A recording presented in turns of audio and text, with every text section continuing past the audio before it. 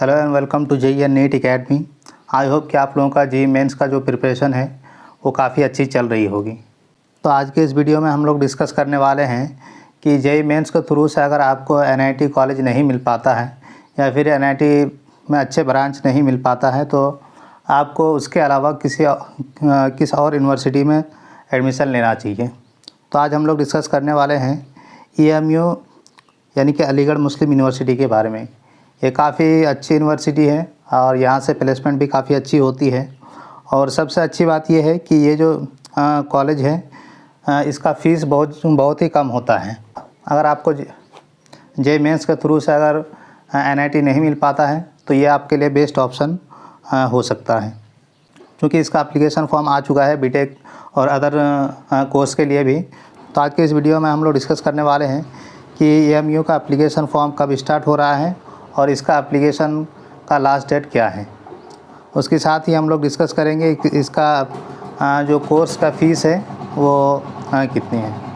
तो चलिए हम लोग देखते हैं कि इसके लास्ट डेट क्या है, एग्ज़ाम डेट क्या होने वाली है और इसका कट ऑफ और कौन कौन अप्लाई कर सकते हैं। बहुत सारे स्टूडेंट को लगता है कि EMU में सिर्फ मुस्लिम ही पढ़ते हैं और मुस्लिम ही फॉर्म भर सकते हैं। तो ऐसा नहीं है, यहाँ पे कोई भी एप्लीकेशन फॉर्म भर सकता है। यहाँ पे कोई भी रिजर्वेशन नहीं है मुस्लिम के लिए। यहाँ पे सिर्फ़ और सिर्फ रिजर्वेशन है इंटरनल और एक्सटर्नल वालों के लिए। तो चलिए हम लोग देखते हैं। तो हम लोग बात करते हैं कोर्स, उसका एप्लीकेशन फ़ी कितनी होने वाली है, कोर्स एप्लीकेशन फ़ीस कितनी होने वाली है, स्टार्ट डेट क्या है और एंड डेट क्या है। तो सबसे पहला कोर्स है आपका क्लास 11th के लिए एडमिशन यहाँ पे होता है और उसका जो एप्लीकेशन फ़ी है वो आपका 900 है। और इसका जो स्टार्ट डेट है वो 19 मार्च 2024 को स्टार्ट हो चुका है और इसका जो एंड डेट है वो आपका 14 अप्रैल 2024 को आपका इसका एप्लीकेशन एंड हो जाएगा। अगर 11th कॉमर्स में भी लेना चाहते हैं, डिप्लोमा में लेना चाहते हैं तो ये तीनों का आपका सेम ही डेट है और इसका एप्लीकेशन फॉर्म भी सेम ही है। हम लोगों का मेन फोकस है बीटेक पे। तो अगर आप बीटेक का फॉर्म भरते हैं तो बीटेक के लिए आपका एप्लीकेशन फ़ी 1000 है और इसका अभी स्टार्ट डेट है 19 मार्च 2024 को स्टार्ट हो चुका है और ये भी 14 अप्रैल 2024 तक चलने वाली है। अगर बी की बात करें तो बी का एप्लीकेशन फॉर्म आपका 800 है और इसका स्टार्ट डेट 21/3/2024 से 16/4/2024 तक है। ये BE वही लोग कर सकते हैं जो जिसने डिप्लोमा कर रखा है, वही लोग सिर्फ BE के लिए एलिजिबल हैं। अगर B.Ed की बात करें तो 1100 रुपया फ़ी है। उसका एप्लीकेशन डेट स्टार्ट 19 मार्च को हो चुका है और इसका भी लास्ट डेट 14 अप्रैल है। और M.Tech और M.Ed के लिए भी आपका 800 रुपये एप्लीकेशन फ़ी है और स्टार्ट आपका 21 मार्च को हो रहा है और इसका जो एंड है डेट वो आपका 16/4/2024 को हो रहा है। अगर आप BSc करना चाहते हैं तो BSc के लिए 700 रुपये एप्लीकेशन फ़ीस है और इसका 12/4/2024 को एंड हो जाएगा और एप्लीकेशन फॉर्म आपका 17 को स्टार्ट हो चुका है।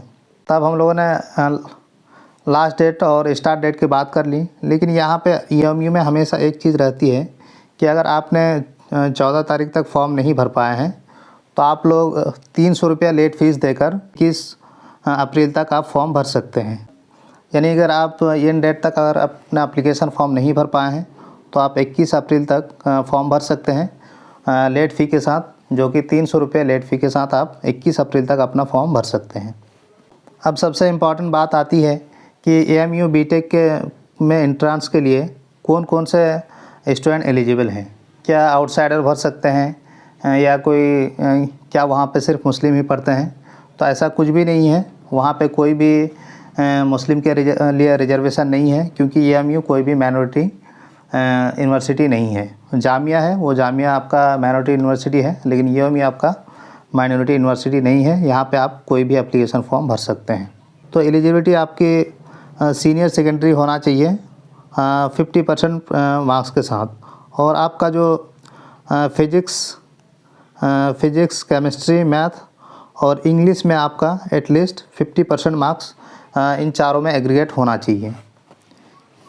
तब जाकर आप AMU का एंट्रेंस फॉर्म भर सकते हैं। या फिर आप अगर डिप्लोमा इन इंजीनियरिंग इसी यूनिवर्सिटी से किए हैं तो आप यहाँ फॉर्म भर सकते हैं और आपका जो मार्क्स है वो एटलीस्ट 50% होना चाहिए डिप्लोमा के सब्जेक्ट में। तो आई होप कि आप लोगों को ये कन्फ्यूज़न दूर हो चुका है कि अगर आप एलिजिबिलिटी क्राइटेरिया में देख सकते हैं कि यहाँ कोई भी मुस्लिम का जिक्र नहीं है, यहाँ पे फॉर्म कोई भी भर सकता है। उसके पास सिर्फ़ और सिर्फ फिज़िक्स, केमिस्ट्री और मैथ और इंग्लिश में 50% मार्क्स से ज़्यादा होना चाहिए और एग्रीगेट में भी आपका 50% मार्क्स आपका होना चाहिए। अगर उसी यूनिवर्सिटी से आपने डिप्लोमा किया है तब आप बीटेक में एडमिशन ले सकते हैं। अगर आपने वहाँ से डिप्लोमा नहीं किया है तो आप BE में एडमिशन ले सकते हैं डिप्लोमा करने के बाद। लेकिन अगर डिप्लोमा आपने कहीं और से किया है तो आपको बीटेक के लिए AMU में एडमिशन नहीं मिल पाएगा।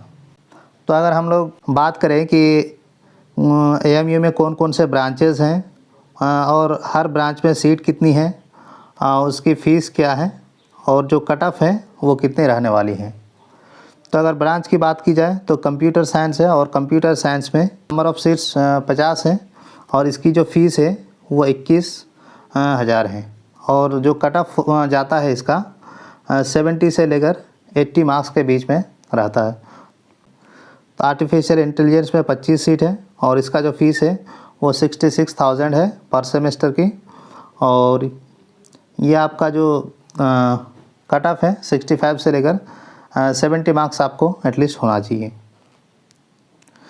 इलेक्ट्रॉनिक्स में 50 सीट है और 21,000 इसकी फ़ीस है और आपका जो कट ऑफ है 70 से कम आपका 70 मार्क्स होने चाहिए। इलेक्ट्रिकल में आपका 60 सीट है, 60 सीट्स है और 21,000 इसका फ़ीस है और जो इसका कट ऑफ जाता है वो आपका 55 से लेकर 65 यानी मिनिमम आपको 65 नंबर लाने होंगे इलेक्ट्रिकल के लिए। अगर मैकेनिकल की बात की जाए तो 90 सीट है और इसका जो कट ऑफ जाता है वो 45 से लेकर 50 यानी मिनिमम आपको 50 नंबर लाने होंगे। अगर सिविल इंजीनियरिंग की बात की जाए तो सिविल इंजीनियरिंग में भी आपका 60 सीट है और कट ऑफ जो जाता है इसका 50 तक जाता है। केमिकल की बात की जाए तो 46 कट ऑफ जाता है इसका और 30 सीट है इसमें। पेट्रोकेमिकल इंजीनियरिंग की बात की जाए तो 25 सीट है और इसका जो फ़ीस है वो 21,000 है और कट ऑफ मार्क्स इसका 45 तक जाता है। फूड टेक्नोलॉजी की बात की जाए तो 25 सीट और 39,000 इसकी फ़ीस है और जो कट ऑफ मार्क्स है इसका 45 एटलीस्ट आपके मार्क्स होने चाहिए। यहाँ आप लोग कुछ कोर्स के देख रहे होंगे 21,000 फ़ीस है और कुछ के देख रहे होंगे 66,000 है, 39,000 है। तो जिस भी कोर्स का आपका 21,000 से ऊपर का फ़ीस है, जैसे यहाँ पे आप देख सकते हैं कि आपका ऑटोमोबाइल इंजीनियरिंग है, आर्टिफिशियल इंटेलिजेंस है और आपका फूड टेक्नोलॉजी है, तो ये आपका सेल्फ फाइनेंस वाले कोर्स हैं। अब सेल्फ फाइनेंस क्या होता है? सेल्फ फाइनेंस होता है आपका कि मान लिया आपने AMU का एंट्रेंस दिया और आपने वहाँ पे क्वालिफाई नहीं कर पाए, जो आपका ये मिनिमम कट ऑफ है वो आप कट ऑफ पार नहीं कर पाएँ, लेकिन फिर भी आप चाहते हैं कि आपको AMU में एडमिशन लेना है, आप कुछ नंबर से आप क्वालिफाई नहीं कर पाए हैं। तो अगर आप फिर भी AMU में एडमिशन लेना चाहते हैं तो आपको सेल्फ फाइनेंस कोर्स में आपको एडमिशन मिल जाएगा और उसके लिए जो आपका जो फ़ीस है वो थोड़ी ज़्यादा होती है, इसी वजह से क्योंकि वो एक सेल्फ फाइनेंस है, उसके लिए आपको ज़्यादा पे करना पड़ता है। और दूसरी सबसे इम्पॉर्टेंट बात यह है कि जो अगर आप सेल्फ फाइनेंस वाले कोर्स में एडमिशन लेते हैं तो आपको वहाँ पे हॉस्टल आपको नहीं मिल पाएगा, उसके लिए आपको अलग से रूम लेके रहना पड़ेगा। सेल्फ फाइनेंस वाले बच्चों को हॉस्टल नहीं मिल पाता है। ये क्लियरली AMU के साइट पे लिखा हुआ है कि अगर जो भी स्टूडेंट सेल्फ फाइनेंस वाले एडमिशन लेंगे उनको हॉस्टल नहीं मिलेगा। तो आई होप कि आप लोग AMU का फॉर्म भरेंगे, क्योंकि अगर आपको JEE मेंस के थ्रू से अच्छे NIT नहीं मिल पाते हैं या फिर अच्छे कोर्स अच्छे ब्रांचेस नहीं मिल पाते हैं तो आप इस AMU का फॉर्म भर सकते हैं और जिससे आपके पास एक बैकअप रहे, क्योंकि ये बहुत ही अच्छे इंजीनियरिंग कॉलेज है, यहाँ से काफ़ी अच्छे प्लेसमेंट भी होती है और कैंपस इसका बहुत ही खूबसूरत कैंपस है, रहने में आपको बहुत ही ज़्यादा मज़ा आएगा इस कैंपस में। तो आई होप कि आप लोगों को ये वीडियो पसंद आया है, तो वीडियो को लाइक और चैनल को सब्सक्राइब कर दें और जो भी आपके फ्रेंड्स हैं उन तक इस वीडियो को ज़रूर शेयर कर दें ताकि सब लोग EMU का फॉर्म भर सकें। Thank you so much for watching this video.